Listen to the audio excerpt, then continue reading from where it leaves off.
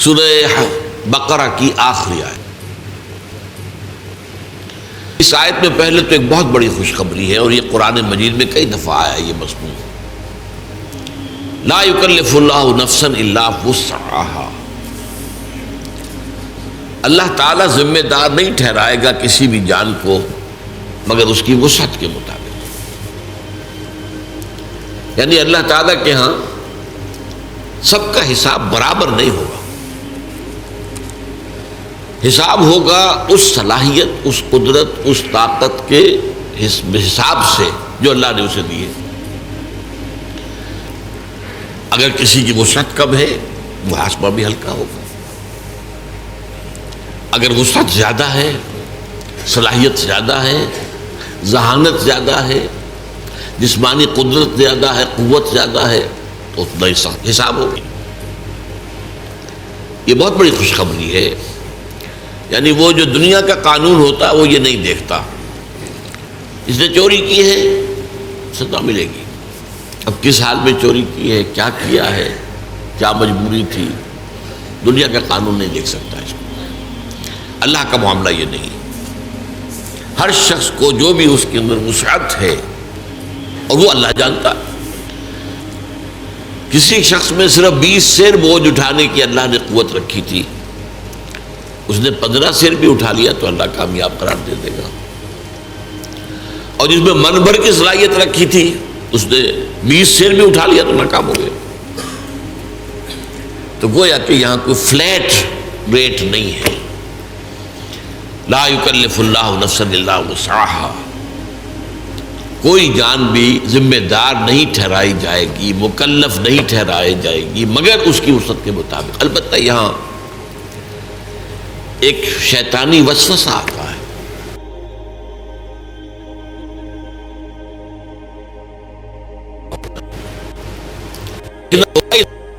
صلاحیت ظاہر ہو رہی ہے. اگر صلاحیت نہیں ہے تو دنیا میں بھی کامیابی نہیں ہونی چاہیے. دنیا میں تو آپ آگے سے آگے جا رہے ہیں اور دین کے لیے یہ کہہ دیں میرے اندر صلاحیت نہیں، یہ دھوکہ ہے. تو اللہ جانتا ہے کس میں کتنی صلاحیت رکھی، اس کے حساب سے ہوگا معاملہ. اپنی امکانی حد تک آدمی کر گزرے بس. اللہ تعالیٰ کے اللہ کو معلوم ہے حساب کتنا ہے، کتنا لینا ہے، کیا ہم نے دیا تھا، کتنی قوت، کتنی ذہانت، کتنی صلاحیت کتنی ہم نے دی تھی. لیکن اس شیطان کے دھوپے نہیں آنا چاہیے، بلکہ یہ دیکھا جائے گا اگر آپ دنیا میں کامیاب ہیں، آپ کی تجارت جو ہے پروان چڑھ رہی ہے، پھل پھول رہی ہے، یا اور آپ اپنے پیشے کے اندر ترقی کر رہے ہیں دن بدن، تو ظاہر بات ہے کہ صلاحیت ہے.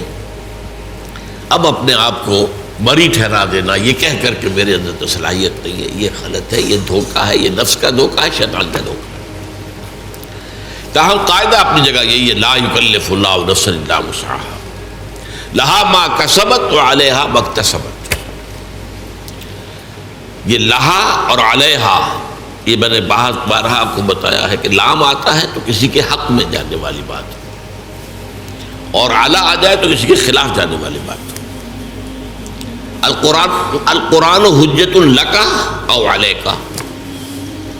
قرآن یا تو حجت اور دلیل ہے تمہارے حق میں یا تمہارے خلاف. اس پر چلو گے، اس پر عمل کرو گے تو وہ تمہارے حق میں گواہی دینے والا ہوگا، اللہ سے سفارش کرے گا تمہاری. اور اگر تم اس کے خلاف چلو گے تو وہ حجت بن جائے گا، دیکھو یہ ہم نے بتا دیا تھا کہ نہیں تمہیں، اب وہ تمہارے خلاف دلیل بن جائے گا. القرآن حجت لک او علیک. یہی بات یہاں فرمائی، لہا ما کسبت وعلیہا ما اکتسبت. ہر نفس کے لیے، ہر جان کے لیے ہے وہی کچھ جو اس نے کمائی کی ہے، اور اسی پر وبال آئے گا اس کا جس کی کہ اس نے گناہ کی کمائی کی. یعنی یہ کہ لا تزر وازرۃ وزر اخری، کوئی اور کسی اور کا بوجھ نہیں اٹھا سکے گا.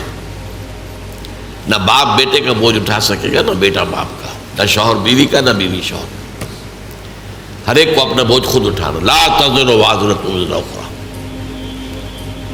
تو لا یکلف اللہ نفسا الا وسعها لها ما کسبت وعلیہا ما اکتسبت. اب اس کے بعد ایک دعا تلقین کی گئی، ربنا لا تؤاخذنا ان نسینا او اخطانا. اے رب ہمارا مواخذہ مت کیجو اس پر اگر ہم بھول جائیں یا خطا ہو جائے. خطا کسے کہتے ہیں؟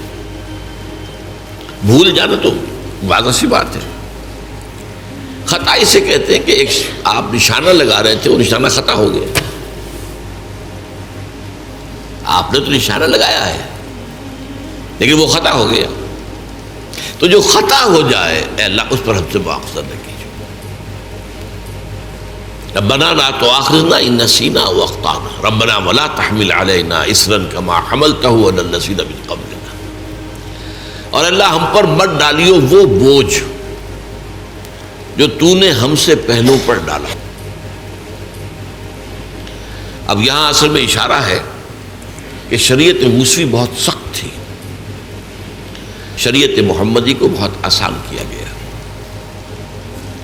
شریعت موسوی میں ہمیں معلوم ہے روزہ رات کو سوئے تو شروع، کوئی سحری ویری نہیں، اب روزہ شروع ہو گیا، اب اگلی غروب تک روزہ چلے گا. ہمارے لیے یہ ہے کہ سحری ہے، طلوع فجر سے پہلے پہلے کھاؤ پیو، آسانی کرتی ہے.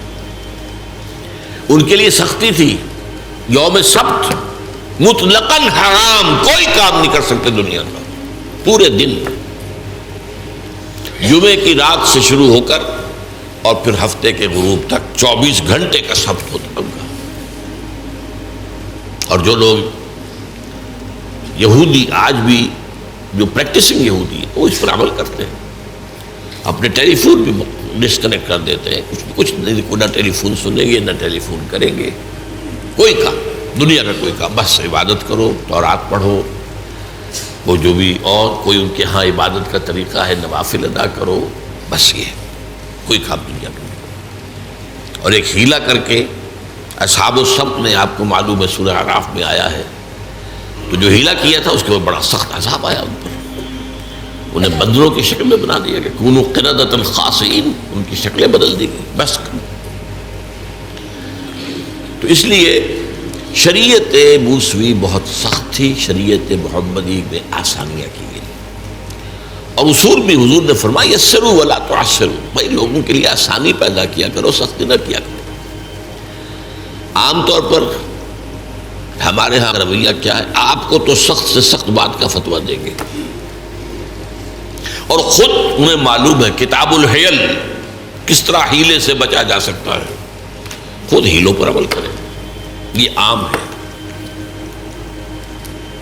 ہونا یہ چاہیے کہ آپ اپنے لیے زیادہ سے زیادہ سختی کر لیں، دوسروں کے لیے آسانی، جو بھی شریعت کے اندر وہ گنجائش نکل سکتی ہے وہ نکال کر دکھائیں. یرید اللہ بکم الیسر ولا یرید بکم العسر، اللہ تو تمہارے ساتھ آسانی چاہتا، سختی نہیں چاہتا. یہ بھی روزے کے حکم کے سلسلے میں یہ الفاظ آئے ہیں سورہ بقرہ کے.